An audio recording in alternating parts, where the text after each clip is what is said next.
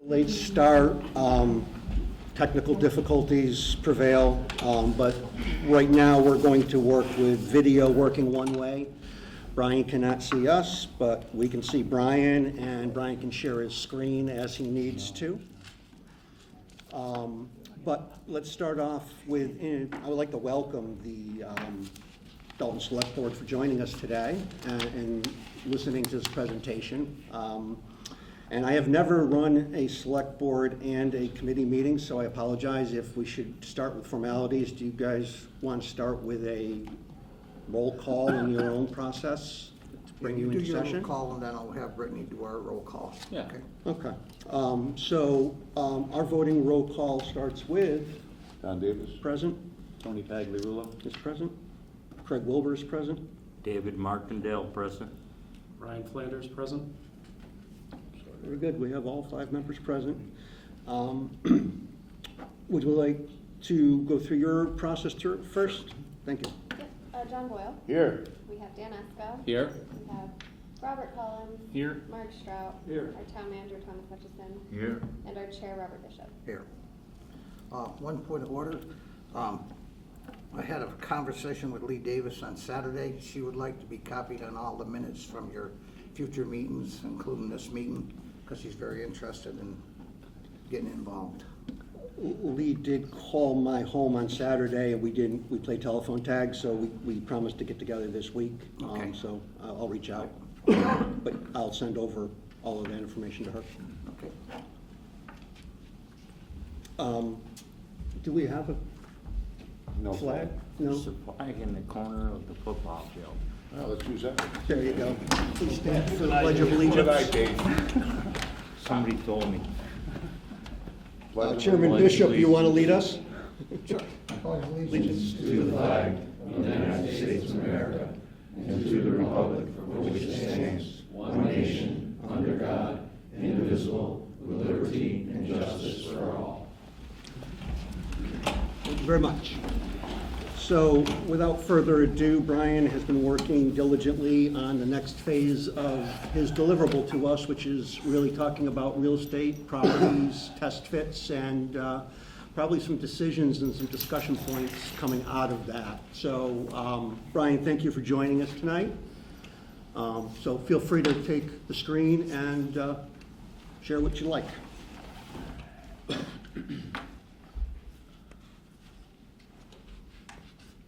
Okay, well, instead of having to look at my face, we can look at this. And it's good to be back in front of you again. As Craig mentioned, we are doing a multi-phase approach to trying to solve both the space needs and site needs for Dalton Police.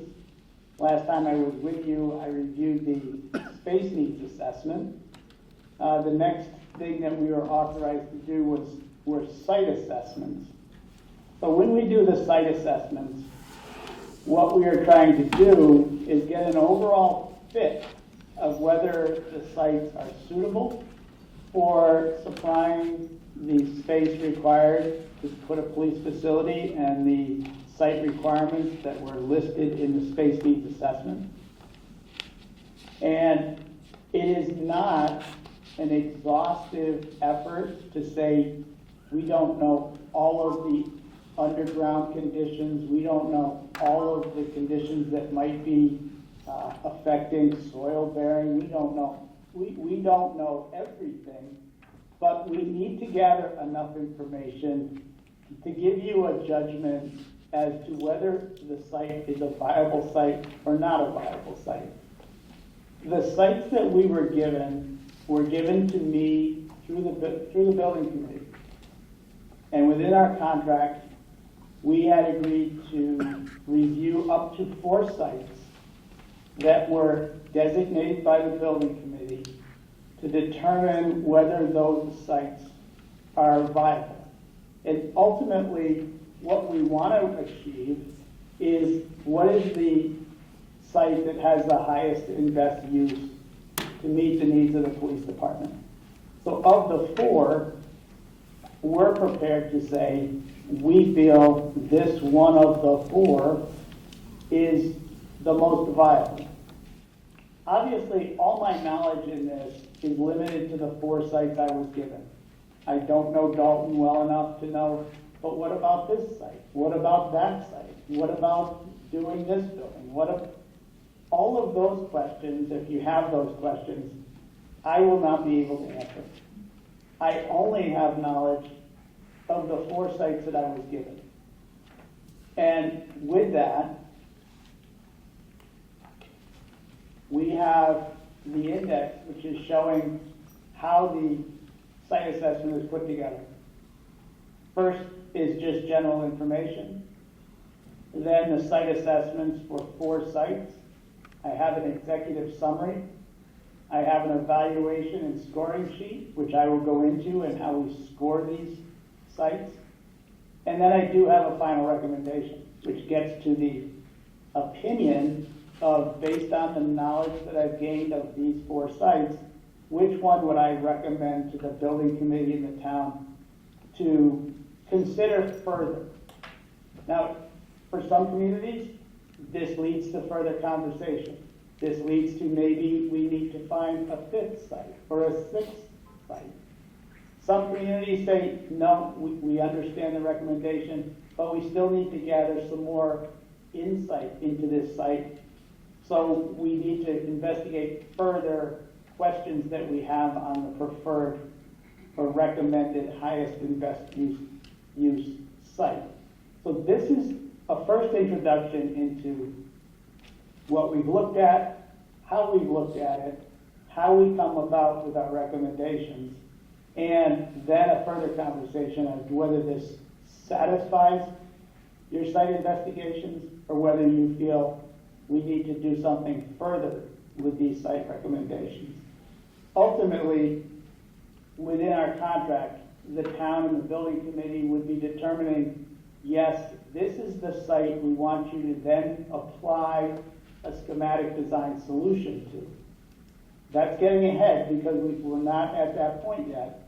But whatever site you instruct me to now go further with, I will be able to draw floor plans, draw site plans, and those would all be specific to the site that you then say is the recommended site. If you're looking at the table of contents, and I'm hoping you're seeing this on your screen as the table of contents as I flip through this report, you see a couple black boxes on here. The black boxes are on purpose. We have looked at 4 sites. Sites 1, 2, and 3 are sites that were given to us by the building committee, but these are sites that are privately owned. I can give you my opinion of these sites, but for tonight's purpose, I am not going to be identifying further which sites those are within your community. The reason being, I don't know the level of conversation that the town or the building committee has had with these private parcels. I don't want to influence any further negotiations that may be ongoing or may need to be initiated with property owners. I don't even know if these property owners are aware that their sites are on this list that I've looked at. So I'm going to be able to give you enough information to give you my evaluation of these sites without listing the street address, the map number, the parcel number, because I think, in my opinion, that compromises the town's ability to either take these off the list and not have to make it public, or you're interested more and I can reveal the actual addresses of these sites. But in a public forum like this, in a Zoom platform, I can give you some information without compromising or potentially compromising the town's ability to consider or not consider these sites. So if there's any objection to that, I'm willing to listen, but I think we can have a really structured conversation about all 4 sites without going into specifics about where they are in the community and how they might impact private owners of these parcels. So that's just for clarification. The general information that I have is what we're trying to do is, do these sites support the space needs and site needs that were prepared in January, which was a police headquarters of 13,350 gross square feet, a storage outbuilding of 1,800 gross square feet, and our recommended site area of 1.65 to 2 acres. This kind of gives an outline of the community, how site-specific we need to be with a police facility. And a police facility is really unlike any other emergency response facility, because some people consider the police department to be the location that emergencies are responded from. That is typically not the case in a police department, although police vehicles come and go from the site. It's very rare that police facilities come and go from the police facility site at any high rate of speed. It may happen, yes, they may happen from lights and sirens, but for typical responses throughout the community for police service, the vehicles are already distributed throughout the community within patrol areas, and if there is an emergency need for service, that is dispatched to a vehicle within that patrol area, and that's where the response comes from.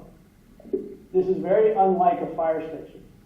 Whereas a fire station, all the vehicles are there.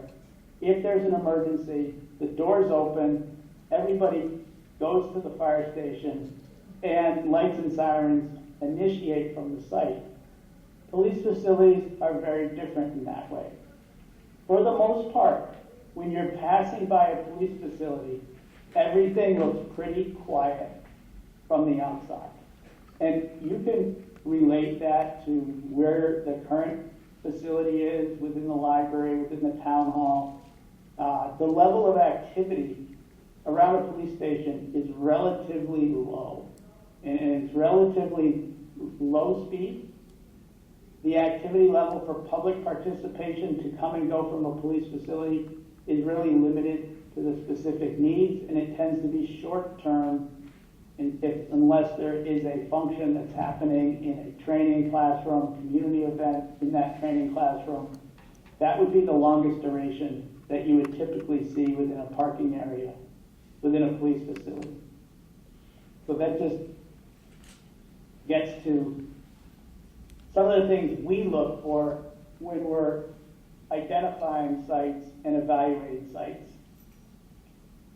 I have put together a criteria list for sites, and what the criteria are when I determine whether a site is suitable for a police facility is listed on the bottom of the sheet that you're seeing here. There's a number of things I'm looking for.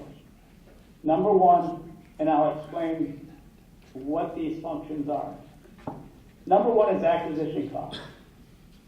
While acquisition costs are a factor in determining a proper site, acquisition costs alone are not a factor that would dissuade me from looking at a site. And as I said earlier, 3 of the sites that I've evaluated are private parcels that would require some land acquisition if you were going to utilize that site for a police facility. In looking at a site, sometimes the cost of land acquisition is far less than developing another site that may be town-owned. If the town-owned site might have severe topography, really high site costs, it may be more cost-effective to acquire a site that gives you lower development costs. But acquisition costs are a factor, and acquisition costs should be factored into our overall evaluation of the site. Number 2 is the lot size relative to the site needs assessment. Do I have enough land area on this parcel to satisfy what I need to do? Is the site demanding that I provide a vertical solution versus a horizontal one-story solution? Is the site requiring us to do structured parking instead of on-site parking? What is the lot size, and what is that lot size telling me? Number 3 is parking availability. Parking availability for a police facility could be what I could put on the site or what the site is adjacent to that could support the parking requirements of a police facility. Is there adjacent parking, on-street parking, other parking that may be municipal-based that could share in the function of satisfying parking requirements? I need to satisfy parking, but the site and the adjacencies of other things for available parking give me a scale on whether this site is suitable or not. Site construction and development costs. This is, in my opinion, are the site construction costs and development costs of the site high, medium, or low on these selected sites, on these selected parcels? Again, this does not include geotechnical engineering. This does not include subsurface investigation. There is no borings that I'm taking here. I'm taking a 30,000-foot view of this parcel, and in my experience of doing police facilities, do I feel like I might be encountering ledge? Or is there something that I'm seeing on this site that's driving the site construction costs and development costs of this parcel higher than compared to another parcel? Number 5, location, access, and traffic. The location, it does not need to be centrally located within the community, although it wants to be visible to the community. Access, is it easy for patrons or the public or visitors or people that may be just passing through town, is it easy to access and is it easy to egress? For police vehicles, is the response access and egress from the site on number 6, vehicular access and egress, is it easy to get onto or off of this site? As stated earlier in this report, the International Association of Chiefs of Police put out a planning guide for police facilities, and they recommend that whatever parcel is being developed, you maintain a minimum of 2 ways onto or off of the site for emergency response purposes. The reason that they recommend 2 is because this needs to be an active response location. And if one of those egress points is blocked, then it may impact vehicular access or egress to get to the police facility. So they're always looking, is there potential for more than one access or egress point on or off of these parcels?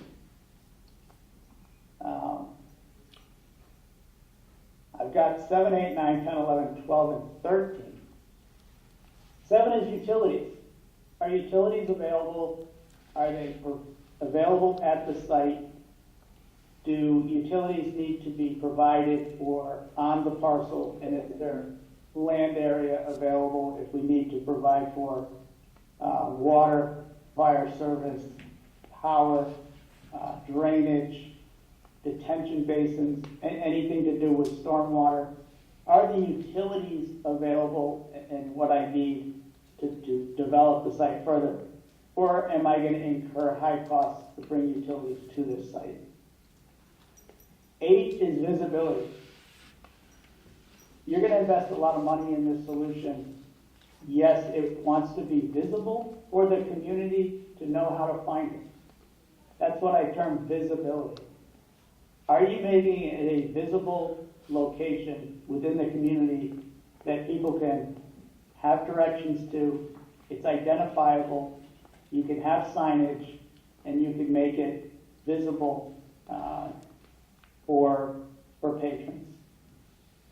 Neighborhood impact. I'm sure what your first response to neighborhood impact might be is not in my backyard. Well, neighborhood impact for me, when I'm looking at this, is are we negatively impacting the neighborhood that we're putting the development into? There have been case studies and there have been reports that wherever you place a police facility, it actually provides a safety blanket, security blanket across that neighborhood. So while residential property next to a police facility you might feel is a negative, police facilities obviously want to have distance from residential properties, but in the scheme of the project, the neighborhood that it goes in has a greater potential for reduced crime within that neighborhood. Because if somebody was going to look to perpetrate a crime, they would not be doing it in the backyard or in close proximity to a police facility. That's just an inherent safety security blanket that is present within the vicinity of a police facility. So I do look at this and I do evaluate the neighborhood impact, and it depends on whether we're close to residential properties, close to commercial properties, whatever that neighborhood is that was being proposed, how is that going to impact the development? The 10, 11, 12, and 13 are really kind of prescriptive. Zoning restrictions, you have zoning regulations in town. Do I have setback requirements? Yes. Do I have height requirements? Yes. Do I have other things in the zoning guide within the town that is going to restrict me further on how I can develop this parcel? And does that impact the available land that I have left to develop? Is this project going to require a lot of variances to get through? Variances are going to be a challenge for a police facility because the zoning regulations are saying we don't want you to do this. You need to get a variance. We need to reduce restrictions typically if you're going to go for a variance. So is this going to comply with zoning restrictions that are in place within the community?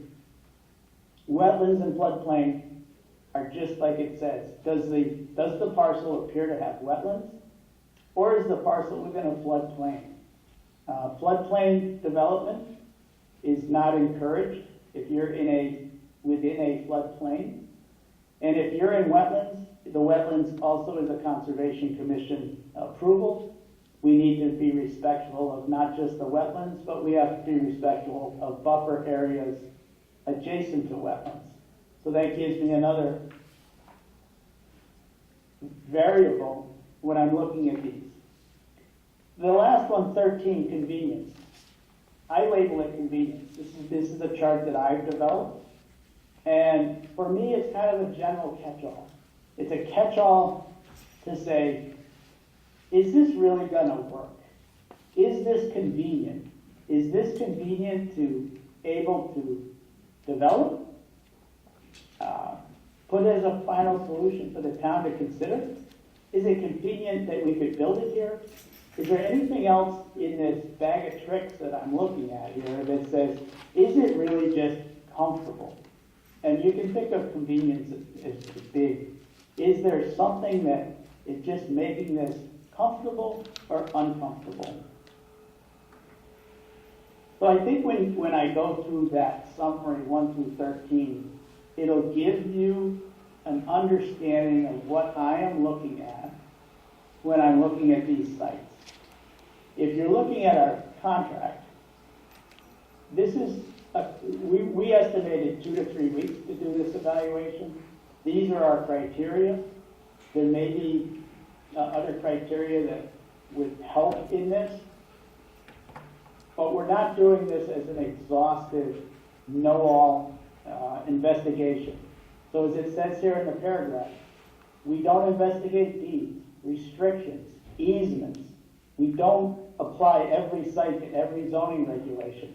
Subsurface conditions, hazardous materials, mitigation requirements, utilities. We have done what we feel is a high level to understand 4 sites, to say which one would we come back to the town and say, I think you should investigate this one as your highest and best option. I'm going to go to the 4th site because this is the town of Dalton site. It's 121st Street, map 109, parcel 125. I'm not going to spend a lot of time on this, but the information that you see here is the similar information that I have for the other 3 sites. So I have done the initial research. This is what it would look like. I have the information that I've gone on. But at First Street, the first thing I list are some property statistics, the assessed value, the location, the parcel size. This is 5.1 acres. An existing structure is the Dalton Senior Center. It's a municipal use. It's in the R3 residential zone. The findings of the site on just visible observations, former uses of the site, the fact of what we have for adjacencies of the site. Now with this site, I've drilled a little deeper into the potential flooding potential on this site, potential for flooding.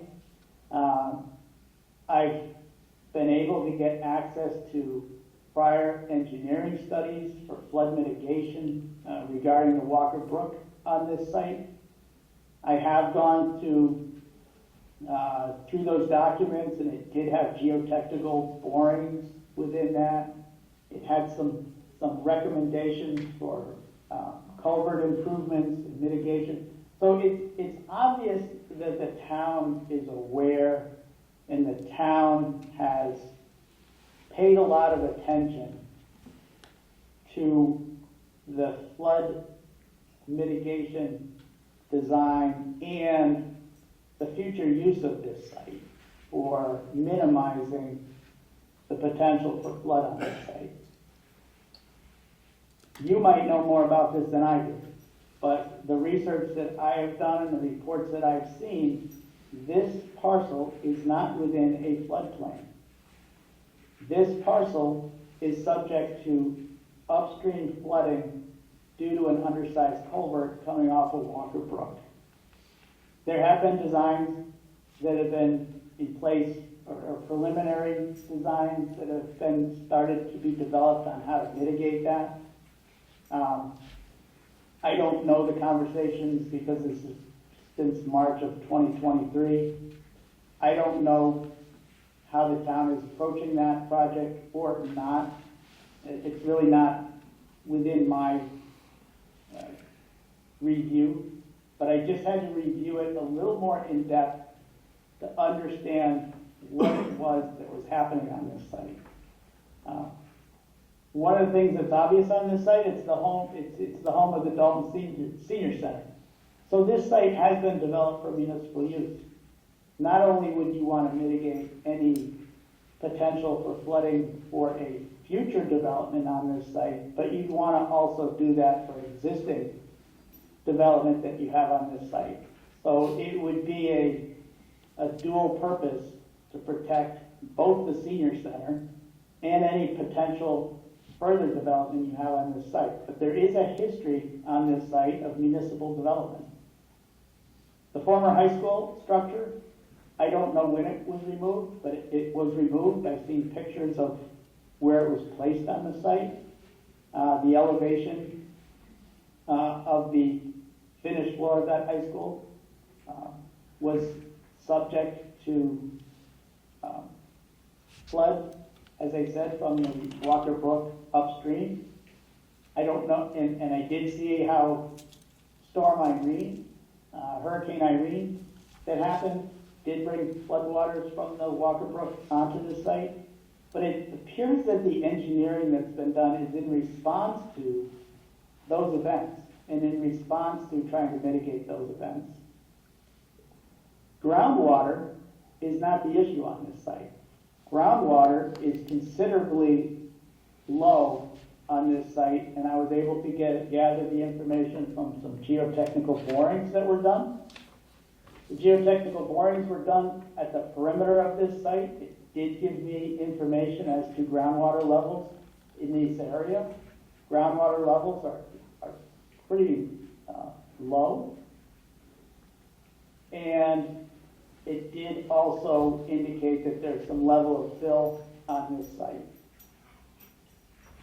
The parcel size is 5.1 acres. If you take away the senior center, Dalton Senior Center, that does leave you over 2 acres that still is available for development.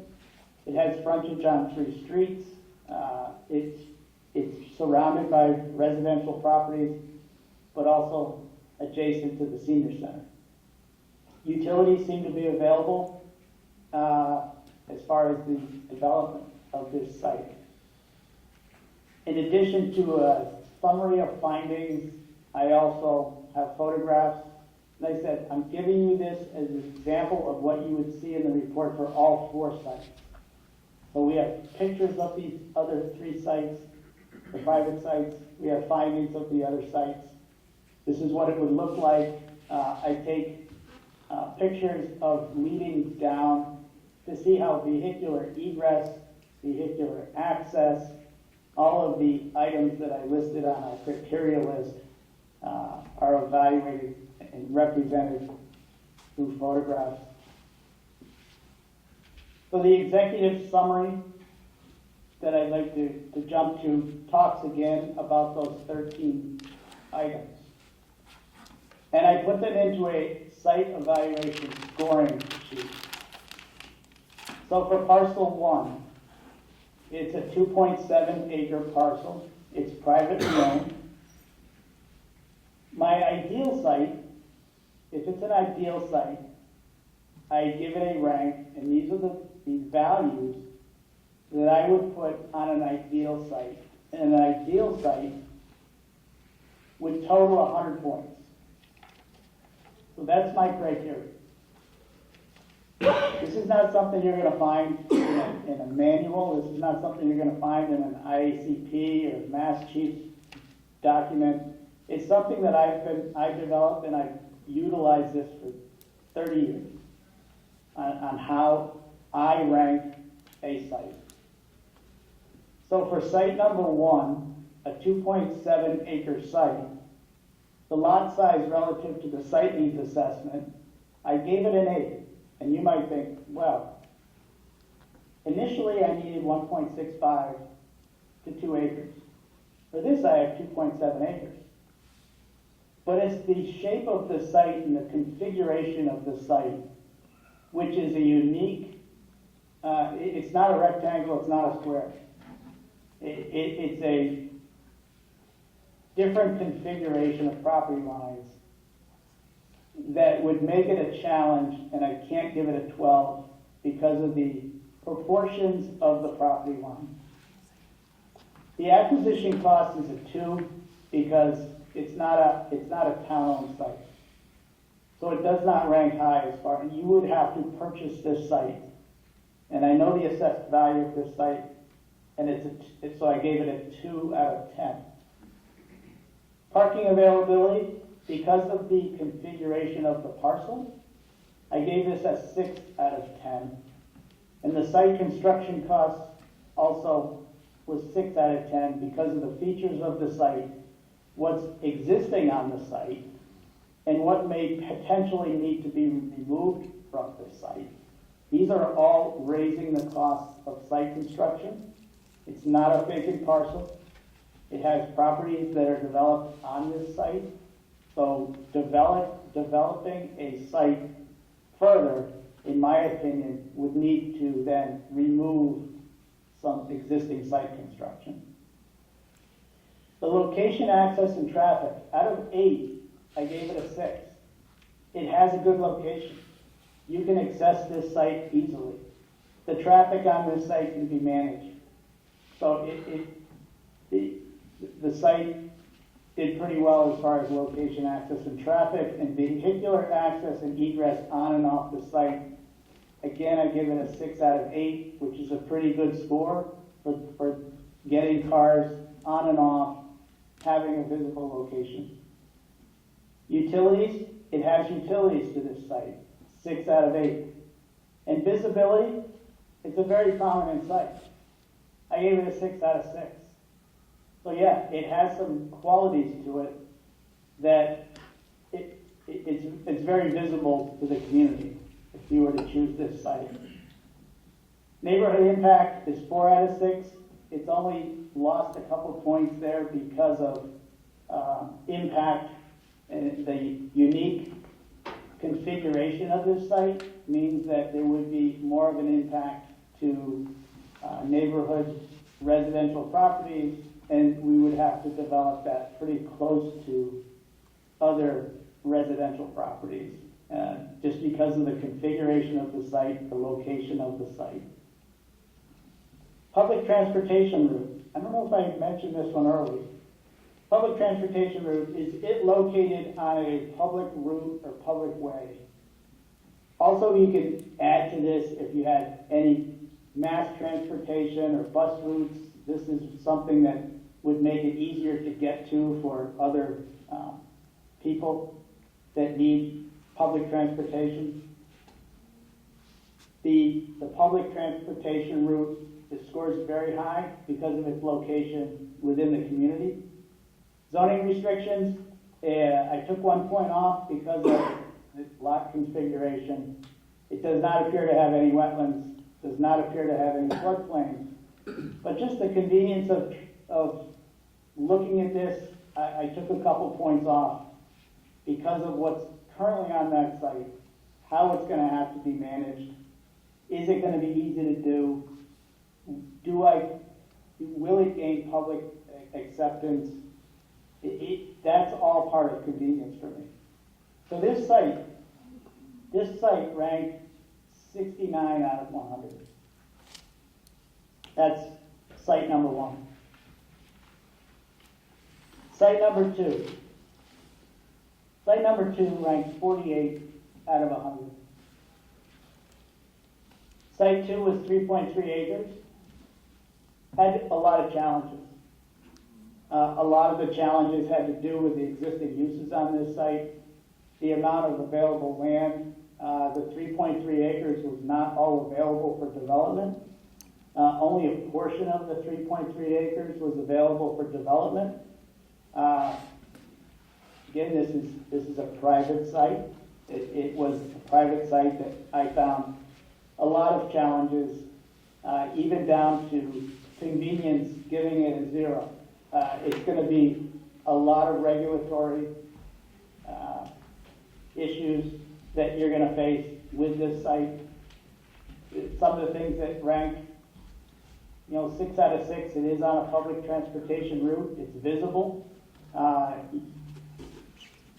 If there was no development on this site and it was 3.3 acres, I'd probably say this site comes to the top of the list. But the fact that it has challenges and scores very low as far as acquisition costs, very low as far as parking availability, in addition to site construction costs, it just had many challenges. It's, yes, 3.3 acres, but I could only score it 4 out of 12 because as I said earlier, all 3.3 acres was not available for use by the police department, parking, access, trying to get 2 points of egress and access from the site. Many challenges with site number 2. Site number 3, 51 out of 100. The issue with this is it's 1.28 acres. It's 1.28 acres in a narrow frontage with a very deep lot. A very long rectangular parcel with the shortest dimension having frontage on a street. That challenge is right there at this site. The lot size relative to the site needs assessment, you lost 12 points after number 1 because just size of this lot versus what we're asking to do to put a police station there. If this was our only site, and this was given to me as if you have to use it, it would be a multi-story solution, including basement, to try to consolidate the building as much as we can, and then we'd still be challenged with trying to get access on and off and available parking all onto this parcel. Acquisition cost is low because it is privately owned. I have limited space for parking, and down the list. Zoning restrictions, I can only give it a 1 because when you factor in side yard setbacks, front yard setbacks on a very narrow parcel, it further constricts how you can develop this site. And as far as convenience, this all ends up to be a 0, which gives me a 51. So I talked negatively on this site. It only scores a couple points higher than site number 2.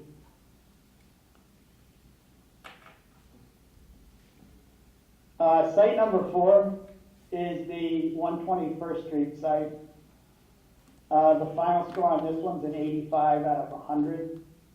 I think since people are familiar with this site, you can kind of walk with me through this scoring sheet. The lot size relative to the site needs assessment. I do give it a 12 out of 12. I can easily accommodate a building of 1 story. I can accommodate parking. The lot size, well, it says it's 5.1. With the senior center, it still leaves over 2 acres of undeveloped open space. There could be shared amenities with the senior center that even reduces the development below the 1.65 to 2 acres that I was listing in the space needs assessment. Acquisition cost 10 out of 10. You own the property. There would be no acquisition cost if you were to develop this parcel further. Parking availability. There's already parking on the site for the senior center. There's plenty of parking availability on the site. I would not even have to look to on-street parking or adjacent parking to supplement parking that's within the needs assessment. Site construction costs, I did give it a 7. I did see in the geotechnical borings that there's fill on this site. There may be some site stabilization required, soil stabilization. Maybe a component based on the information that I saw. But it doesn't mean that the site should be discarded. It just may increase the site construction costs slightly over typical spread footings. Site stabilization, it could be in the form of piers, ramgar piers, just something to stabilize the soil through a fill level. And we can talk about that if you have any questions. Location, access, and traffic. I did take 1 point off just because it's not on a major state road. You do have to get off of the state road to get to this location. But as far as access and traffic, it's easily managed on and off this site. I think the senior center could give you representation of how it impacts neighbors as far as traffic coming and going from the site. It's a municipal building being proposed on a municipal site. Vehicular access and egress. I have three adjoining streets that give me vehicular access and egress potential. And that's all I'm looking for here. I have not designed it. I'm just saying there's a potential for 3 roads to have access and egress incorporated. So that I see 8 out of 8 for that score. Utilities is high for what we need to develop this site. I gave it 6 out of 8, just because of the need to do some detention on this. I think we're going to be into an area of detention basins for stormwater management. Not sure about the capacity of adding more to the stormwater system that's there because of the issues that I saw with the culverts. So I did take a couple points off for that utility being primarily stormwater. Visibility, I did take a point off of visibility just because it was not on a public state road. It doesn't need to be, but I just took a point off because it wasn't. I think signage could be implemented at this location so public can find it and know where the entrance is. It's know how to achieve information to get to the location. But it wasn't just on a state road, so I took a point off there. Neighborhood impact, I did take 3 points off for neighborhood impact, just because there is a perceived, not in my backyard, attitude toward police facilities in a residential neighborhood. I think that could be described further, developed further, buffers put in place, screening put in place, and based on my knowledge of police facilities and experience doing it, police facilities could be very good neighbors to the community. The community room gives the neighborhood an opportunity to gather. Other developments of the site can benefit the neighborhood. So it's not just a negative aspect, but I did take 3 points off because of the residential properties. Public transportation route, I also took 3 points off because, again, it's not on a major thoroughfare. Zoning restrictions, I saw very limited zoning restrictions. It is not in a wetlands. There's no wetlands that are present on that site. Floodplain, I did take 2 points off. It is not in a floodplain, but we talked about flood mitigation. So that was the only thing that I had a category that I could say because of the potential of the Walker Brook bringing water onto the site. That is not technically a floodplain. That is water mitigation, but that's where I took the points off because of the issue of the surface water. It's not an issue of groundwater. It's only an issue of surface water. As far as convenience, it's a beautiful site. It's level. It has very little restrictions. It could improve a municipal presence on this site. There has been a much larger municipal presence on this site, being the high school. That has been removed. It has little impact as far as getting a contractor on this site, having the ability to build, having the ability to develop the site without impacts to things around it. And I found it a very convenient location. So if you are trying to come up with your own scoring, I think it's fine that you want to try to develop your own scoring system here. I think you're going to find whatever scoring applies with this site versus the other site. This site will always be scoring at the highest of the 4 sites that I looked at an 85. And whether you apply your own numbers and come up with an 87 or an 80, I think that same relationship would happen with site 1, 2, and 3 also. I think it would be challenged to say those scores are going to be going up versus this score going down in relationship to what I looked at. So the recommendation that I'm giving is of the 4 parcel, it's our recommendation to utilize 121st Street, map 109, parcel 125. That's the technical map description of that parcel that the senior center is on. Highly desirable site to provide for the space needs and site needs of the police facility. The highest scoring on the site evaluation criteria. It's our further recommendation to pursue the flood mitigation strategies that have already outlined and designed for Walker Brook. I think you need to have that conversation or understand that conversation when you're talking about whether further municipal development is going to happen on this site.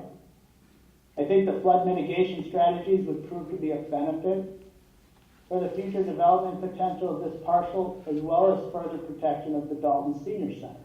Adjacent residential properties would have a benefit to that. And if this property was to be considered further, then a suitable finished floor elevation should be determined to prevent any impacts from water migration and to provide water detention potential from future storm events. We have the ability to set our finished floor. We don't need to put our finished floor down at the lowest elevation of the site. We can use that to our advantage to make this, we know the elevation of the parcel. We can elevate the building out of that lowest elevation. So locating a new police facility within or in close proximity to residential properties is typically not a desirable solution due to the public's perception of activities in and around the police department. And this is where I say that actual experiences do provide a good neighbor security blanket in and around your police facility. And with that, we have two facilities that have been developed as a combination police department senior center. So I have two that, this is Farmington, Connecticut. The Farmington Police Department is adjacent to the Farmington Senior Center. I can tell you from experience, this was a vacant site when we started. It was a wooded site. We had to clear this site to make use of the property. But both of these buildings were built at the same time. It was not that the senior center was there and we later designed the police department. The town of Farmington, Connecticut desired to have the police department adjacent to the senior center. This was a strategy that they had, and it's a strategy that they implemented. And this has been constructed now for about 15 years, and it's been a very favorable solution for both occupants of this site. And let me go into a little bit why I say that. You have one access onto the site, and that one access is for public access off of New Britain Avenue. And it's a shared public parking approach. Everything you see in the front of the building is shared public parking. There's access gates at this location, and there are access gates at this location. So everything to the back, to the left side, and to the rear. This is the police station on the left, senior center at the top. So everything you see on the back side of the police department, and this is a carport structure for covered fleet parking. All of this is restricted for police use only. This gives the police department its own independent entrance for fleet vehicles, staff vehicles, and any emergency access or egress off the site. It's not impeded by public comings and goings, especially because a lot of these cars are seniors.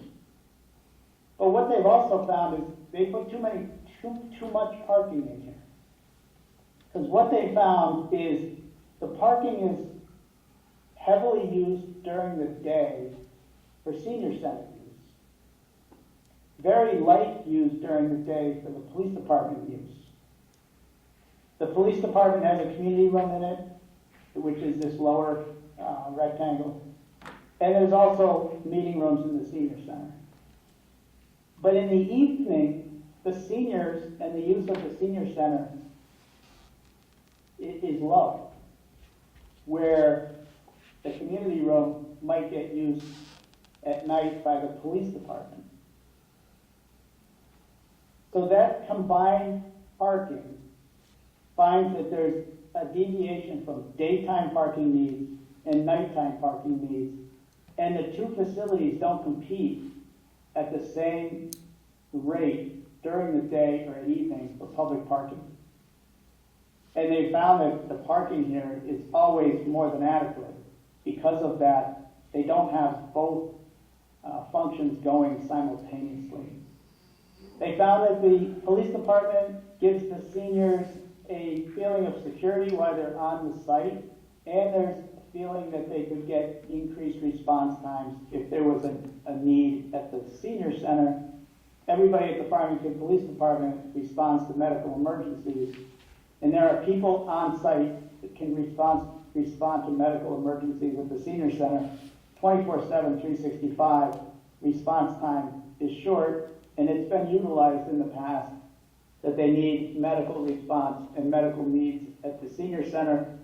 Police department responds to those, they carry medical bags, and then they wait for emergency medical transportation. So this is one solution that you can see, you can find out how that adjacency has worked for them.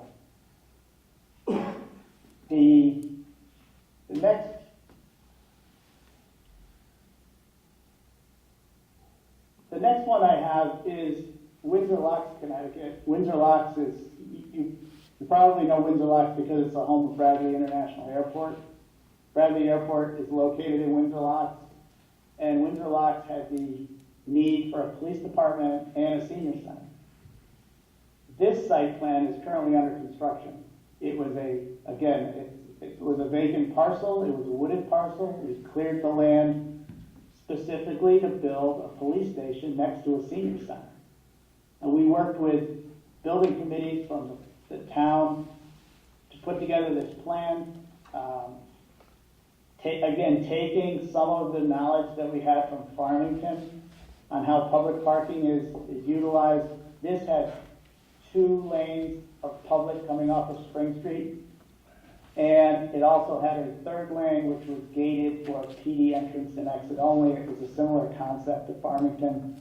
They also had a storage outbuilding in addition to the 2-story police department, 1-story Sally Port. They have a 6-car carport that's on the back for fleet vehicles. Emergency generator was in the storage outbuilding. The senior center is independent of that. It has a drop-off area, but it's also a shared concept of public parking and public use of the center court, and both buildings are oriented off of a shared concept for public parking.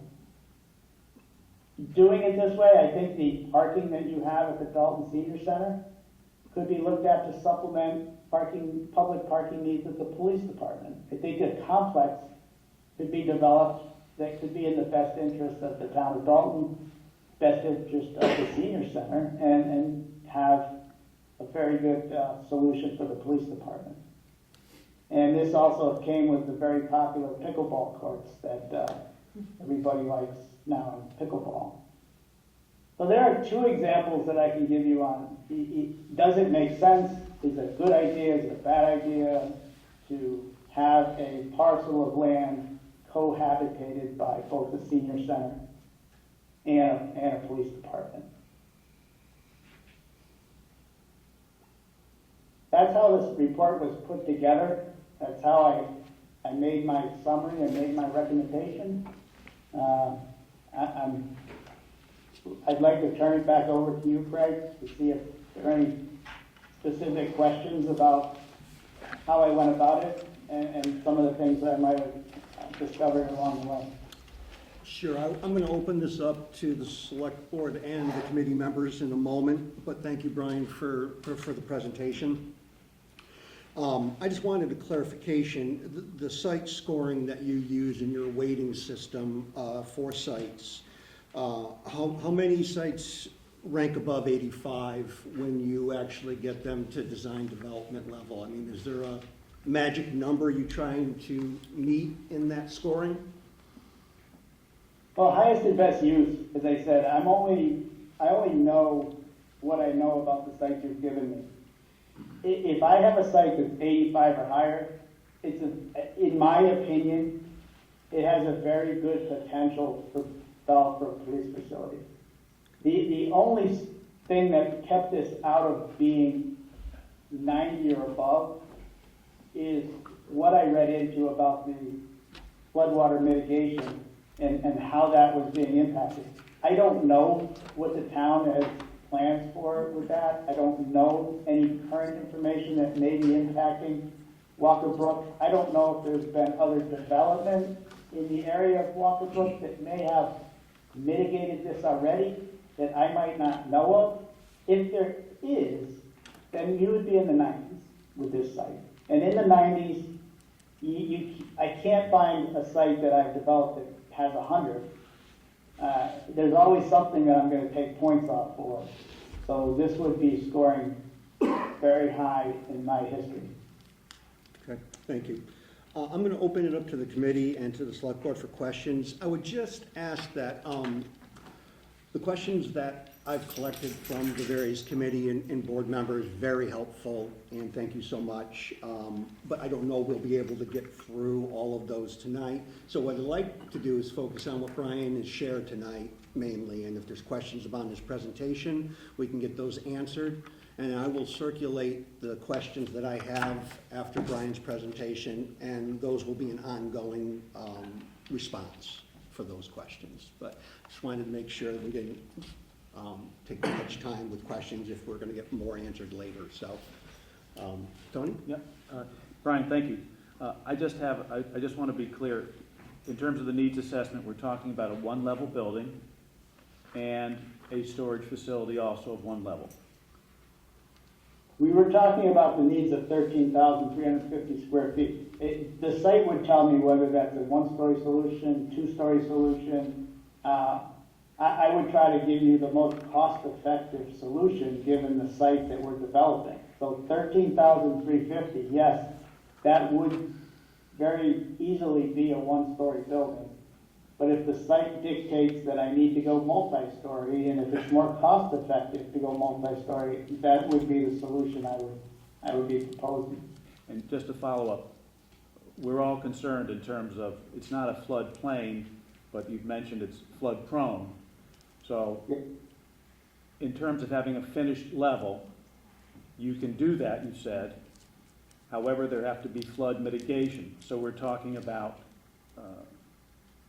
water runoff, surface water runoff, an area that would collect so that it wouldn't go into the street or overtax the current stormwater system? Yes, the history that I've been able to read about on this site is if there is any flood-prone conditions, it's only due to extreme conditions. It's not that every time it rains you're going to get water on the site from High Street.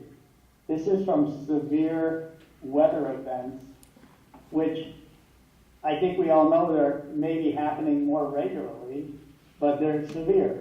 They're Irene, for instance. It's a hurricane. It's 17 inches of rain. So it's those instances that raising the finished floor elevation would protect your investment by getting it up out of the elevation of the ground. You would also incorporate some detentions, some stormwater detention could be utilized on this site to contain and direct that potential for flood. And one last thing. I know you've seen some of the reports. The latest one I think was in 2022 where they recommended further evaluation of the Walker Brook culvert. Do you recommend further evaluation of the Walker Brook culvert? The last one I think I read was 2023. 23. GZA was the author, I believe. Yes.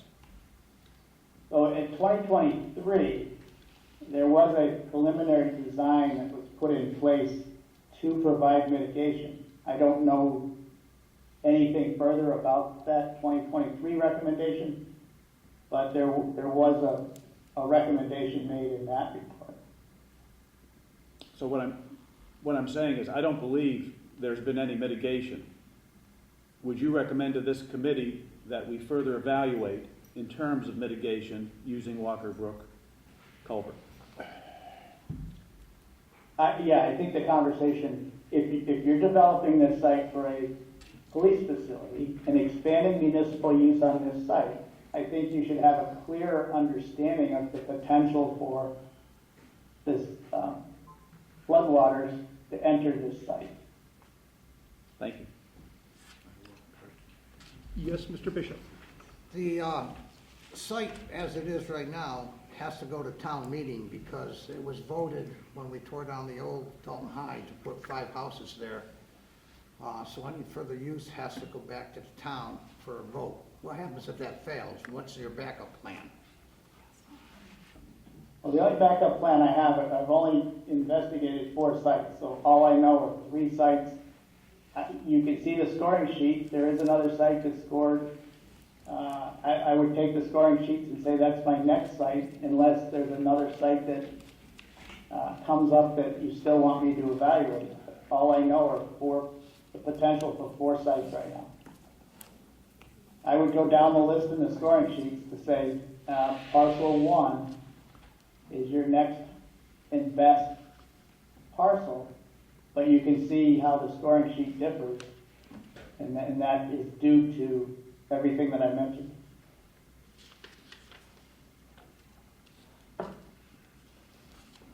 Any other questions? I got a question. Yes. This is not a specific question. This is a long-term planning question, and that's what our select board does. There's 5.6 acres, as you said, Brian, on the total site? I think that one had 5.1, I think. 5.1? 5.1. Okay. Sorry, misunderstood you. If you build the police department at 13,500 square feet in one part of the old Dalton High site, for lack of a better term, and you then put in a parking lot, would it leave enough money in the future to build another municipal building on that parcel, approximately 10,000 square feet, if the town so desired? I think that could all be investigated, and I think there would be room for that. Right, because you could then combine the parking spaces needs between the senior center, the police department, and a municipal building, such as town offices or a library on the other end. I assume the police department doesn't want one. If I was to develop this site, I would first evaluate the parking spaces for the senior center. Yep. And evaluate how many more we may have to increase that for public use because of the police department. Yep. I don't think in that case it's a 1 + 1 = 2. I think it's because of the public parking demands happen at different times of the day, as I said. I think we can utilize that strategy and not overdevelop the public parking. Okay, I guess what you're saying is, it's possible if we configured it the right way. Thank you very much. Thank you, Mr. Chairman. Thank you. Any more questions for Brian? Yes, Mr. Esco. So the last estimate that I remember for the Walker Brook culvert reconstruction, or at least one of the options that was presented, I think the cost was potentially $5 million. And when we add that in to this, we compare that to acquisition cost of another site. Do you think that this site would rank lower than site 1, for example? If just using that number, this might be a difficult question to answer immediately, but something that I might want to get answered. Yeah, I don't think I have the ability to really give you a good answer on that, because I know that mitigation is not just because of this site. The mitigation is going to have a downstream effect for residential properties and other. It's more of a municipal improvement that needs to be done whether you develop this site or not. Well- There are other municipal needs in town, and I don't know how that ranks as far as high on the list. It's not something that you have to do on this site, but I said I think you should understand it more and maybe adjust finished floor elevations. You've already developed this site for the senior center. There's a commitment to this site for municipal use. I think you need to understand how that falls into other municipal projects that you have within the community. There's certainly some debate as to whether that level of improvement to Walker Brook Culvert is actually necessary. I believe we were trying to go for a grant that would help us do that, but at the cost of $5 million, when you weigh cost benefit, that it's a whole nother conversation if we had to foot that entire bill. That grant's not available because we're not actually in a floodplain. And we need to prove, I think, a certain number of dollar monetary amount of damages, potential damages from a flood event that we were not able to meet that threshold, so. And that's an area that I don't have expertise in. I think the people that you hired have way more expertise with that than I do. Sure.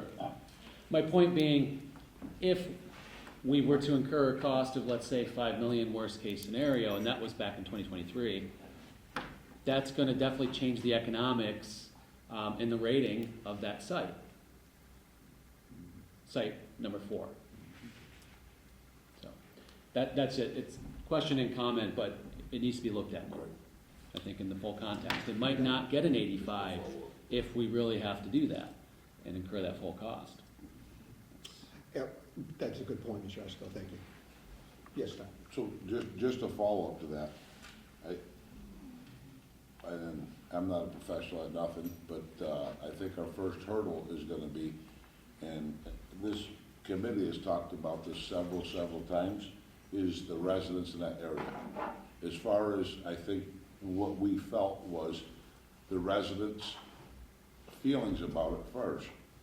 The second part is if we could build something there.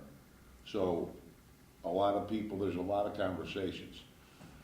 I believe I would concur with Brian's scoring on this right now.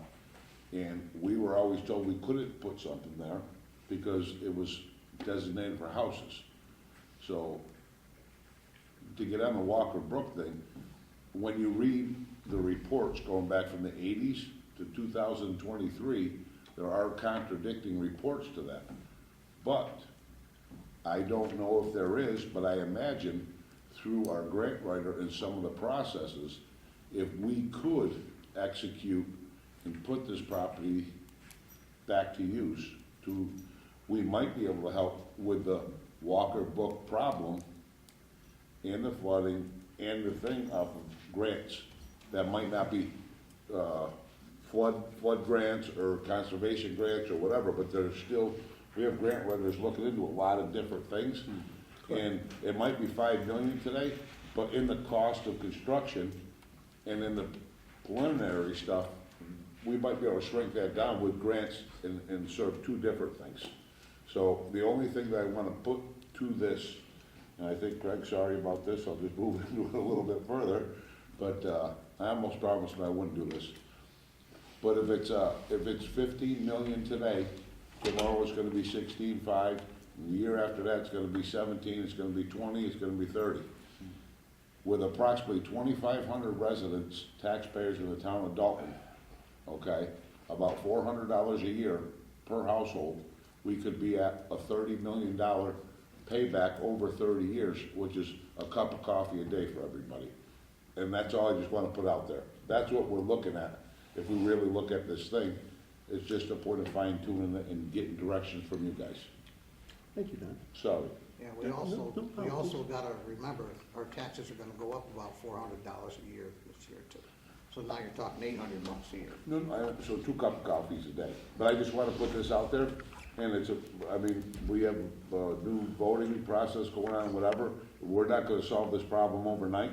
It's gotta go to the residents, okay? But I hope there isn't anybody within this arena right now that thinks taxes will go down every year. It's never gonna happen, I don't think it's ever happened. Things go up every year. It's just the cost of insurance. Don, what was, you mentioned the figure 2,500. Where did I get the figure? Yeah, what I is? believe there's 2,800 residents or houses, households in the town of Dalton, Yeah. okay? So I just picked a number for easy math, just trying to Okay. get it There there. is around 2,700 residents. I think it was 2,800 But 300 something as, households. 300 as apartments, so it could be 2,500 houses. Right. Yeah, you're right. So I mean, I was just picking round numbers just to gauge it to where we're at today. You know, if we're Don't talking forget- about the little steps. I mean, but the homeowners aren't gonna bear, they're gonna bear a lot of the cost, but the business community is gonna bear some of it. Apartments are gonna bear, apartment houses are gonna bear some of I it. think everybody's gonna bear some of it. Yeah. And the thing is what we have to really look for today is, you know, I was very proud to live in the town of Dalton. I think it's a great place. And I think that we have to sit down and say, we got a great school, beautiful here, right? I mean, this is awesome. We gotta figure out for the future, we gotta keep going with this momentum. And yes, it's gonna cost money, but we have a great police department right now. We need a great police station, and we need to be, everything moves along them lines. And one of these days, we are gonna be the hub of some type of hybrid regionalization or something, but we need to be in the first ones in the gate. That's all I'm gonna say. Thanks, I don't know about that regionalization, doesn't seem to be, any. Didn't say regional, I said hybrid, but Oh, it will I didn't happen. say regional, I said regionalization. Yeah. That's for future discussion. Yeah. Thank you very much. But Don, thank you. Tony, you had your hand up first. Just, I'm glad we're meeting as a group. This is wonderful. This is excellent. So face to face, literally. But I'd just like to have you consider two recommendations. And the first really alludes to what I said earlier. I think we have to have further evaluation of Walker Brook. I think someone with professional knowledge, and I think it's beyond Brian's expertise, as he said, to put a handle on that. Yeah. And the second thing is we have to have an informational meeting, in particular with the town residents, but for that neighborhood. It's important, I think, that they have their say in the public square. And so we have the needs assessment now on our website. If this is approved, this can go on the website, and then we have an informational meeting with all the. Definitely should contact the neighbors, but it's already common knowledge is being considered down there. And two, as Mr. Bryan pointed out, in every town that they've done this, the citizens welcomed it in a residential neighborhood. They thought it brought security to the neighborhood, and I think that would be the same reaction here.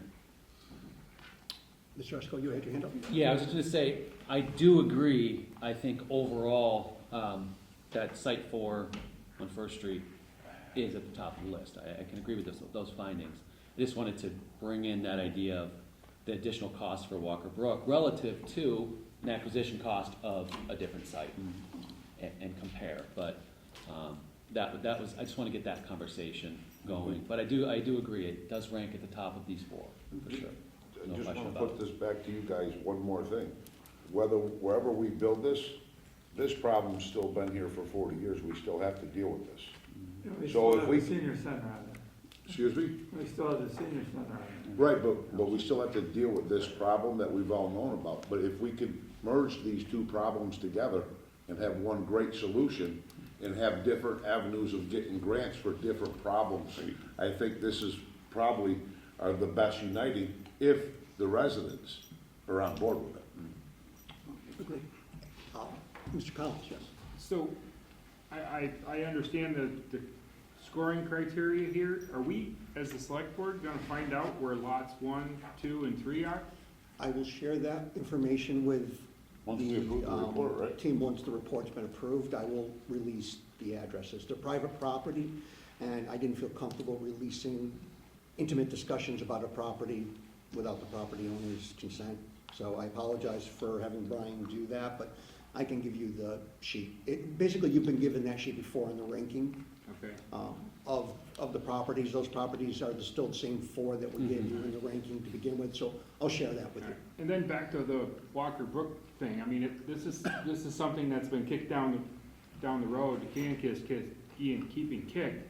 My question to Brian would be is if this site say we go with site number 4, is it your professional opinion that this needs to be done sooner than later, or before the building, or during the building process? Before the vote. From the information that I've received, you have a lot of information already in your hands. Correct. There's been a lot of engineering data, there's been a lot of investigation. The information that you already have really outlines the issue that you have. It's provided some options for mitigation. I think given that information, this site is developable today. It's whether you take that approach, understanding that there's still this mitigation issue over the property. It's going to impact senior center just as it impacts any other further development. But we can look at finished floors, as I said. We can make this building not prone to having water enter it, and that'll happen in extreme events. I don't think that that's something that we have to wait to solve. It just has to be a conversation, and everybody has to understand this is why we're doing it, and this is the solution, and this is how we're going to solve it. Whether it's the entire design gets implemented, or we get other experts involved and we find another mitigation strategy. Well, I guess my question is if we build the police building in the area first, are we going to spend good money to do that and then have to tear it up to fix Walker Brook? And, you know, you've looked, I'm not familiar with the plans or any of that, so I'm just asking, I don't want to see us move forward building the police station and then have to tear out half the parking lot to fix Walker Brook. That's a good question. I guess I know more than others on the solution because I've been reading on it. The solution that was proposed did not bring stormwater culverts through the parkway. It brought it down the roadway. It brought it down Field Street, First Street, Glennon Avenue. It was all within the roadway now. It was not. But I can see, Mr. Collins, you were thinking about just rework, how much extra work to rework. I agree, that's a good point. Do you have any other questions, Mr. Collins? One more thing that might be, Brian, with Mr. Collins' question, the people who did the 23 report, they were engineers certified in the state of Massachusetts. Am I correct on that? Absolutely. Yeah, it's a reputable firm. So as far as it's a reputable firm that we already have the answers to. Well, I think the question was, did it impact on building on the Right, site? it was the impact. Hold on. Brian, what was that? Sorry. It is a reputable firm and they're still in business, yes. And they did give us answers to the question. They did. Thank 3 you. options were presented. Yes. I think they recommended further evaluation. They did, I'm certain. they did, Yeah. and we should do that. And again, I think that's this site, or any site we choose to go forward with, has more due diligence to be had and some decisions to be discussed. So I appreciate all the questions. I want to make sure that everyone has had an opportunity. If there's any other questions for Brian? Yes, Mr. Bishop. How come we're just focusing on one building size? I mean, is there any options or any, I mean, why are we rolling the dice and just gambling with this one building, or are we gonna give options? I'd like to. I think we voted the building. Well, we voted and we approved and accepted the space needs assessment, saying this is what we want, this is what the department needs. That's one thing. The voters supporting that size building and construction costs and total costs is a whole nother conversation. I think the select board was in support of the space needs assessment. But we were looking for good, better, and best. But I think we were certainly at one point talking about, hey, can we have a few options of space and cost? Right. That would make sense, but it's difficult for Brian to do that if, you know, we accept the assumptions that were made in the space needs assessment that we approved, and then say, well, no, we want half that. And just one more thing to follow up, Mr. Esco. I think, confirm with me, but Brian did this as a minimum, not as, well, we're gonna put it this big. He felt like each room would support this many desks, this many chairs, and that's how he built it. Am I correct with that, Brian? That was based on the description of the spaces. Yes. So, I mean, the space that we are talking about is the minimum space that we need. Well, I don't believe that, I don't because either. Carver, the police station Carver that he mentioned, they have twice the amount of population, and that's one of my questions I sent in. They have twice the population, and the building is like 4,000 or 5,000, almost 5,000 square feet less. It's like 1,500 less. Oh, It's like 11,000 and change, I believe. Yeah. Yeah, it's not that much, right, Brian? It's What still was the double the square footage of population, Carver? It's still double the population.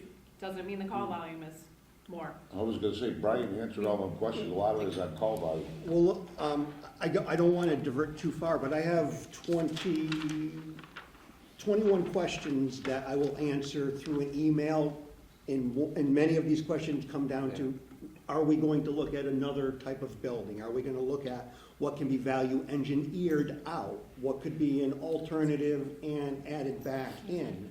What's future spaces? We can answer those questions, but we have to do that in some time. It's going to take time for us to do that. Let's get another joint meeting to answer these questions. I think, Thank you. I would appreciate that. I think if you gave us a month to come back with these 21 questions answered, I just want to make sure this committee can answer them in the right amount of time. Do you think 2 weeks is too early to answer all these questions? Yeah, I mean, because it's gonna come from everyone on the team, so if we can give a commitment to answer them in 2 weeks, then I'd say let's join. I think we wait for a month, because there's gonna be more questions gonna pop up after this meeting. I think that, you know, Brian stated this is the minimum building we need, and I think that maybe our committee really has a lot of questions for the select board. What is our next thing, where are we going? Because we already know where we're at, we already know the minimums, we've got everything together. We don't have the answers from the town or the select board on where we need to go next. And that's our biggest holdup.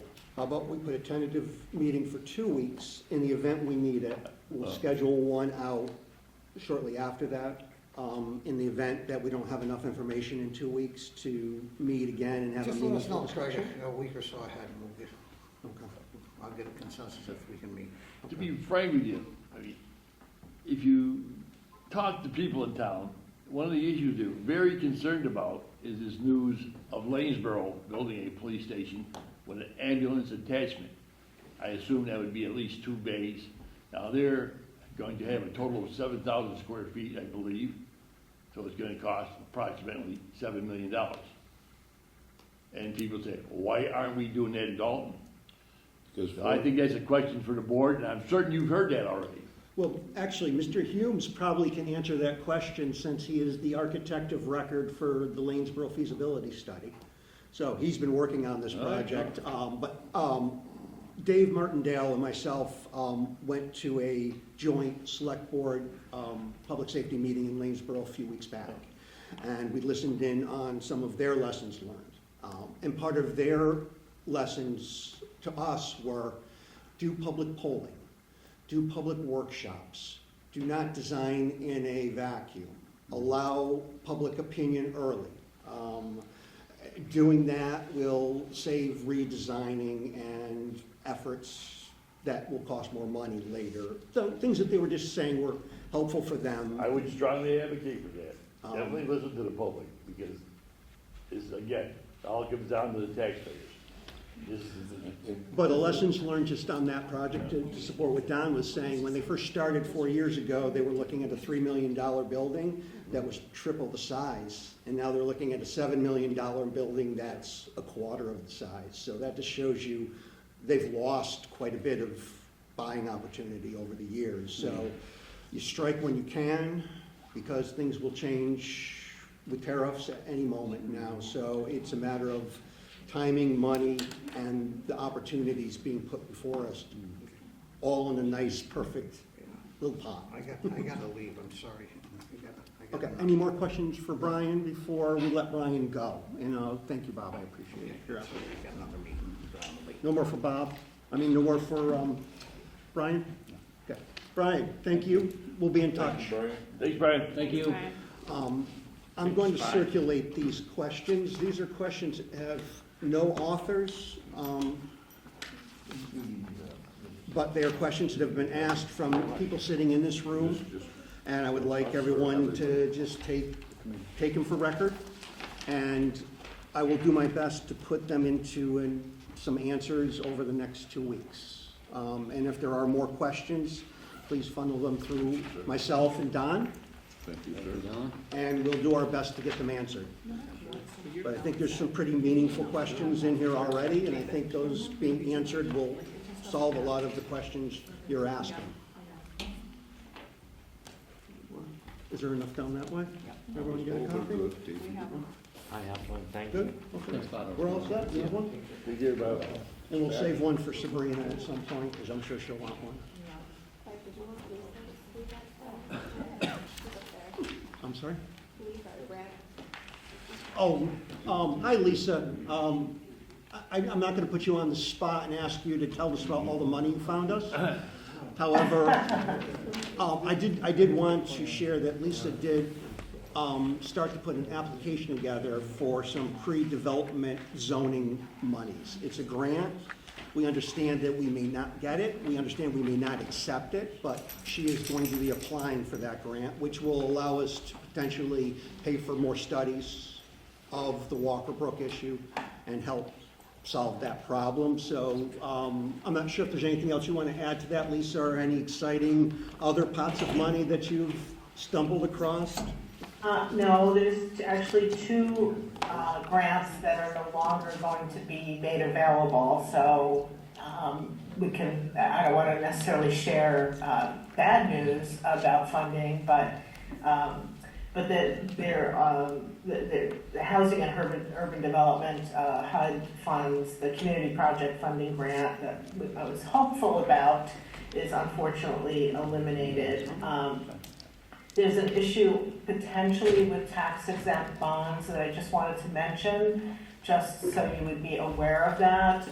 There's a wonderful program in Massachusetts through the Massachusetts Development Program where they will assist in facilitating tax exempt bonds. You've probably already taken advantage of that in Dalton.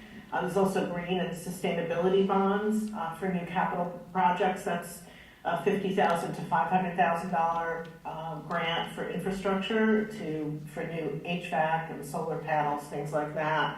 But the downside is Congress is right now considering eliminating the tax exemption on municipal bonds, but as a potential revenue source to fund the proposed federal tax cuts, the Tax Cuts and Jobs Act, which is set to expire at the end of 2025. So that's being negotiated right now.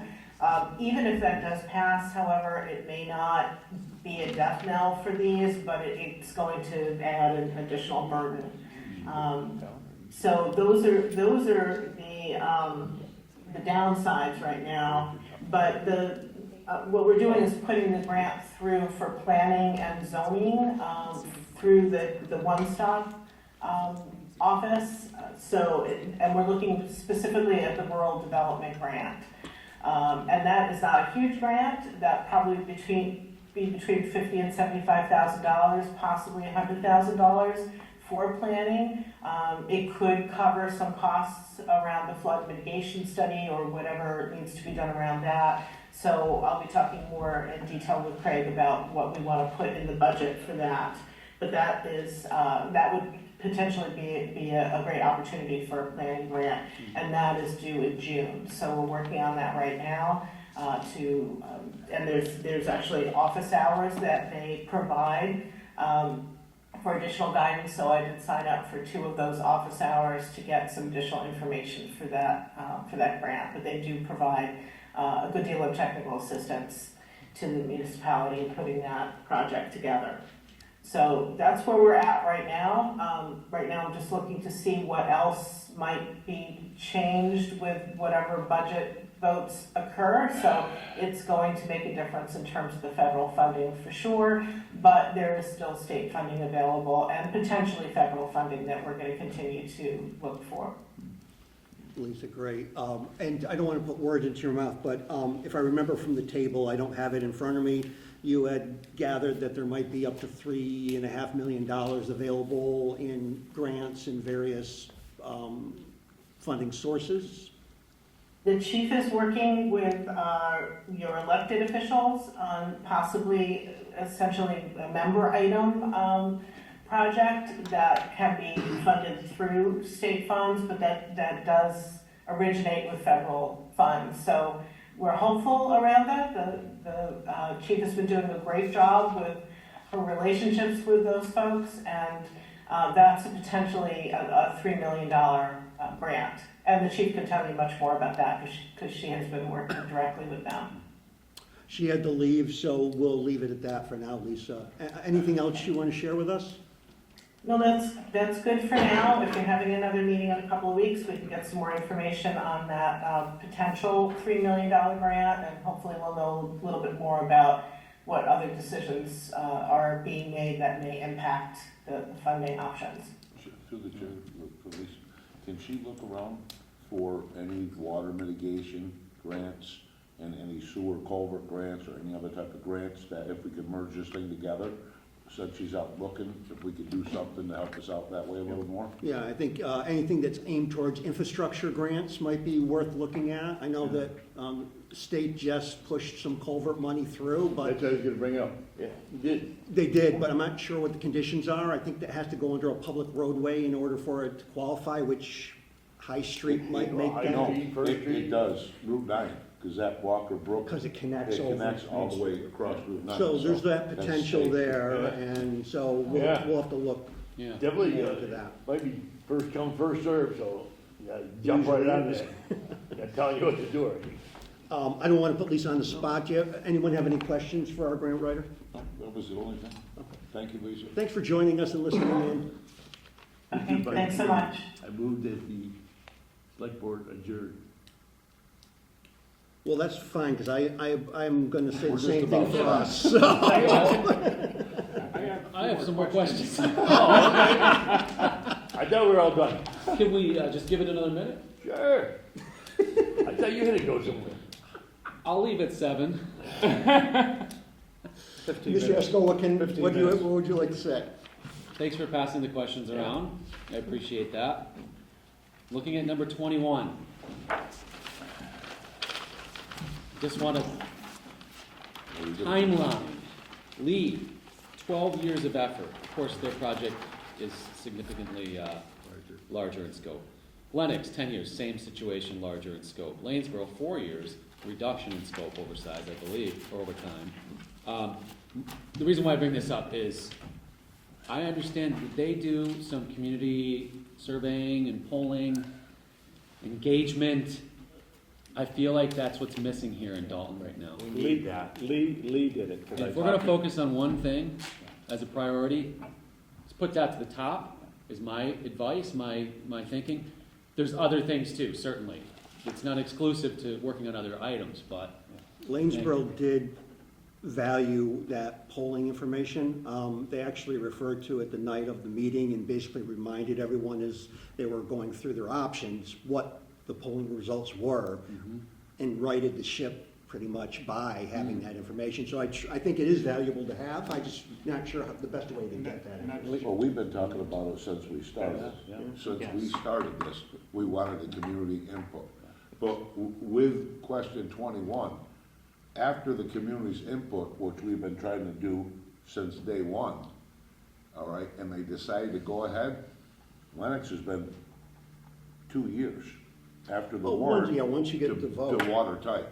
So, just putting that out there. And Lee did it, the town manager, when I spoke with him, had at least one, possibly What two. manner, what methodology did they use? Well, it was an informational meeting. You presented the assessment, you presented this That's all they did? recommendation. I mean, how many people you get to come to a meeting? Well, I think you got the neighborhood. Out of John. about 2,700 registered, 5,000 people. Feed them and they'll come. I think they'll Offer them come, free John. food. I think some kind of a contact thing is better, or you mail out a Let's- postcard or something. we But I can think bring, that's the first step. I think, just my humble opinion, Yeah. Informative going through an effort of either a non-binding referendum or a informal town poll that's distributed by mail. that by mail. would be a Every start, address. would be a starting point, and this group as a whole should come up with what those questions would be. But Yeah, we won't decide that tonight, I don't think at all. but- I think it should be at the top of the list for priorities. I think Mr. And Collins. to build off of that, I had brought up Flash Vote as a polling system for towns to use to get questions out to the community. And they complete the full demographics and they give you full statistics of how many people responded. Everybody in town name is put into a software program. It's run by a third party, so there's no skewing of the data. It's like $7,500 for the year, and you're allowed to, I believe it's seven questions 5 times a year. And it's quick data. They usually send the questions out, and people in town will have the right to check that they want to get it via email or they can do it via text. We send the 7 questions in, they implement them, they send it out, and they come back with statistical analysis data for the town.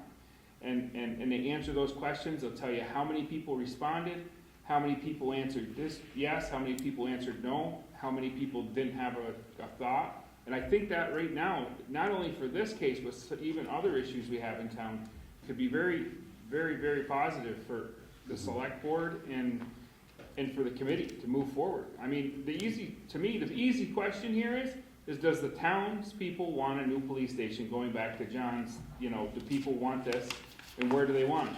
One easy question is, And like, put in there a price range or square footage or something like that. yeah, Like you said before, 3 options, I mean, question 1 might be, does the town of Dalton approve a freestanding 13,500 square foot building on 2 acres of land, literally spelled out in Brian Hume's program? which was designed for our police station according to our police chief's needs. No, according to the state's needs, not just our police department, but all of our information, because we probably didn't pay enough attention when Brian Humes was giving this first thing out. Everything was done per call volume, per population, per call rates. It was all done that way. So the thing is one thing we gotta understand, we hired professional people to give us the minimums. Totally understand that, but when you're Let me looking, finish, please. We hired professional people to give us the minimums. Yeah. Why are we gonna go back and pay people who are professional and divert from what they say is ludicrous to me. That's all I'm saying. only because professionals have designed police buildings for other towns that are twice our size, and they're 1,500 square feet less. Once again, if we weren't paying attention, there was a reason for that. It's call volumes and everything, and this man that we've hired designed most of the police stations. I think we have a Taj Mahal, and I think we could get it down to a, not having a Cadillac, we could get it down to a Subaru, or a Chevy. Chevy. Yeah, I really feel it's gonna be in phases. And the first phase has to be to procure a site. And if this is the site, and it appears to be the site, I think it is. then we have to cover all questions before we think about schematics or size. To me, I still think, John, an informational meeting with the townspeople I think that's number one. to educate them. It just now is on the website. And this report has to be accepted by you on the website. And then we sit down and we have a back and forth in town. Maybe one of many. I just don't think that's truly representative of the 5,000 voters. Well, The information it's a start. was 20 or It's a 30 people. start, here. Jeff. I think if we get the information out, and I think Craig, if you could help me on this, I think Brian Humes, okay, as we keep progressing forward, is gonna have nice little fancy pictures and drawings and things like that for us. And he's gonna come out, and I believe we've paid for this, he's gonna come out and do a presentation once we find him a place and keep moving forward. But this committee, and I'm gonna speak for myself, and please, if anybody wants to jump in, we feel like, or I feel like we're getting handcuffed, because we're on a track, and we're still trying to get the public together, everybody together, but everything's coming in steps, and we keep getting shut down. Am I right? I just, In different areas. well, I'm just, yeah, Don, I'm gonna go back to my initial recommendation. One, we do further evaluation of the culvert. Yep. And that's up to you to hire and to get that, because people are gonna have that question. It's a problem that's ongoing, it's not gonna go away. It has to Well, be if we addressed. put the culvert in, I mean, there's nothing to go away, nothing has been flooded down there. Well, but it's. Further There's a evaluation is potential all we're always. talking about. Right. Well, we're managing risk is what we're doing. We're Yeah. saying, at some point in time, that property will flood in maybe 10 years, 30 years, 100 years. Do we want to prepare for it now, or do we want to prepare for it maybe later when we have more money, or The something? two don't have to necessarily be tied together. They don't, but if we can tie it together and reduce Yes, we costs and could. pick up grants, great. But understand one thing, that report was 2023. That doesn't matter what happens up behind it, because if you read that report that's over 100 pages, all right, it does talk about whatever happens up above and beyond it with ice backups and the brooks and the dams and the beavers that can come down and overtake the Walker Brook thing. So it's not just that pipeline we're talking about, it's future development from up behind it. Can we leave the beavers out of it? So- Let's just, can we just listen to what Tony wanted to finish, Yeah, and I just, believe? and the other thing is the evaluation and a public comment, and public information. We think we have to educate the public, John, because we may know, but I don't think the public knows, because they haven't been given the assessment, nor has this been approved. I think you have to educate people first, have a discussion, deliberate, and then make recommendations accordingly. And I have no problem polling people once they've been educated and they have the document in Yeah, front of them. that's a good point. That's all. I go back to, how many meetings did we have about the school building? There was meeting after meeting after meeting after meeting with the public. I don't think, I mean, I know all the meetings are open to the public, but you know, you still have people show up at the meetings and be like, how come you didn't go to the meeting? Like, you need to go to the meetings, there's not a secret passcode to get into them, people need to show up. But I do think we need to have the information.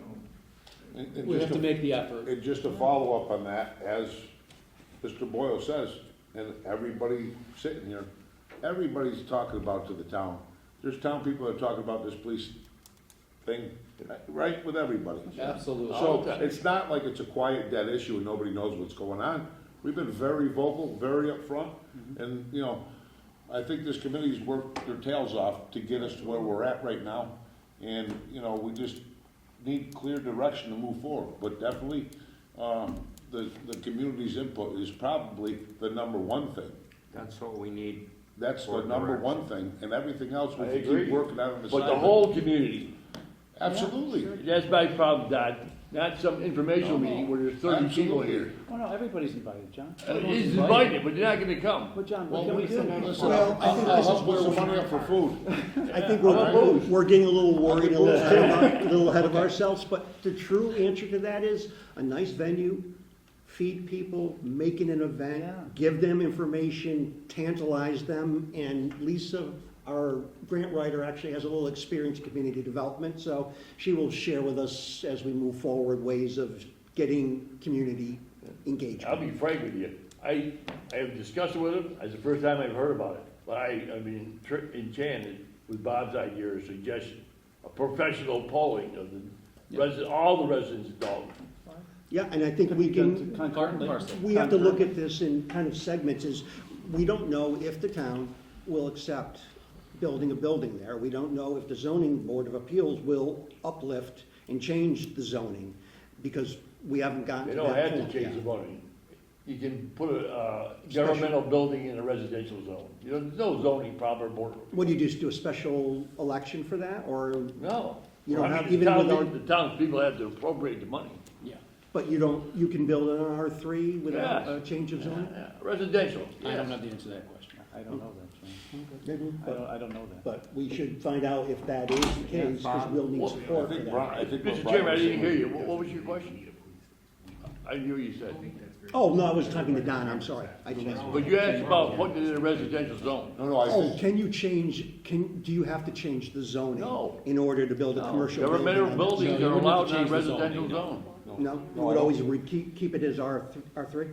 Or Yeah. yeah, but I think Brian said it's already been established as a municipal site, that 5.1 acres It is one is. lot.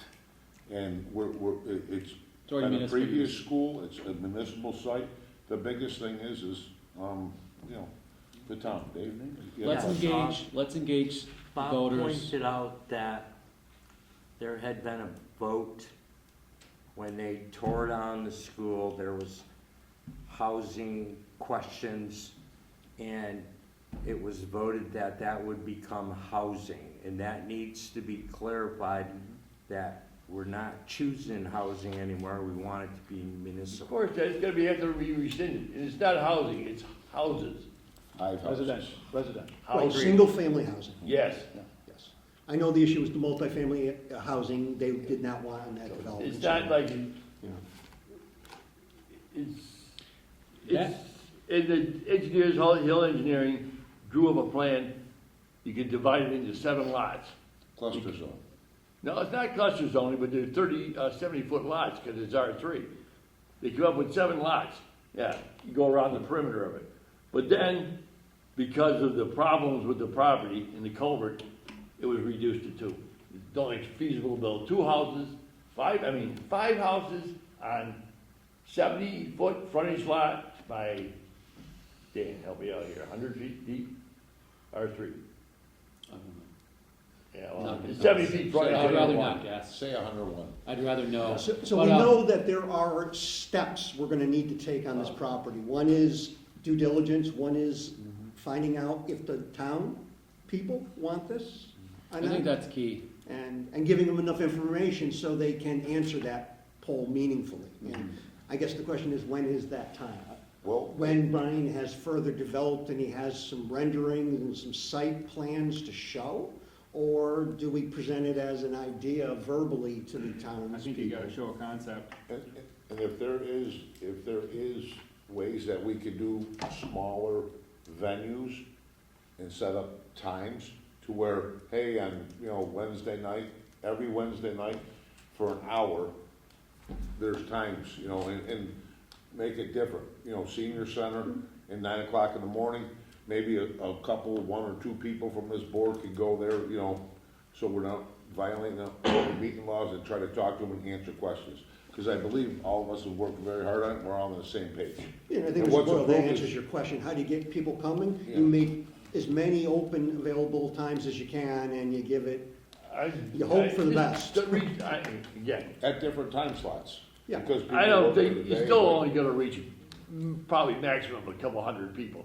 How do you reach the whole population? Polling. Right. Mail-in polling, I guess. Not make them leave their house, let them be able to mail. Spell in. out the options. I got one more question, and I'm gonna ask this to Robert Collins. We have 6,500 people, 5,500 people in this town? We're 3,500? down to 6,100, Okay, 27. 61. How many registered voters do we have? 5,000. Okay, and how many people turn out for an average election? You mean election or town meeting? A presidential full election with everybody. What's our vote?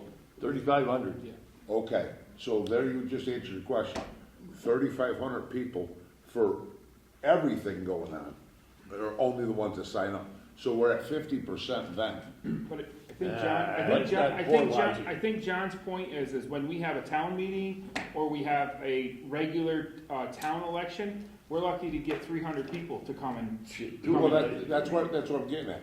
If we have 50% that come out to turn out to vote, and then if you took an off year, if it's 25%, But what you're saying there is, only the people that vote are entitled to No. express an opinion. Gentlemen, I did not say that. we don't need to argue this point right now, I don't think. Yeah. I mean, No. let's say we're all in agreement that we Yeah. want to engage the people. All the people. In any way that we think will be most effective. John, I think your points are well taken. Don, your points are well I think taken. we're saying the same Just- thing. Yeah. Let's not argue that right now if we can, because it is 7, and I do personally have to go, but you guys can continue if you want. No. I don't think we can set unrealistic timelines on ourselves either, because you rewind a couple months ago, and everybody's like, oh, we'll have this ready for the town meeting in May. That's what we're shooting for the Yeah, warrant. I don't think we can set unrealistic timelines, that's why I said, I was like, oh, we're gonna wind up having a special meeting for this, even if we make that in the fall.